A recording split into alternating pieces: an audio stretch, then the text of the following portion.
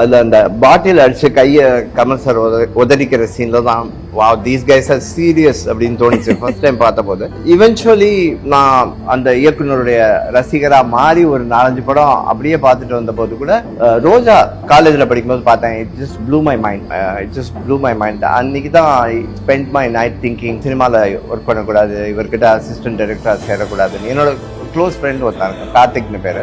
I told him the next day நான் சினிமால சேர விரும்புறேன்னு. என்னை பார்த்து அவன் சிரிக்கல, உள்ளுக்குள்ள சிரிச்சிருப்பான், but he didn't show it outside.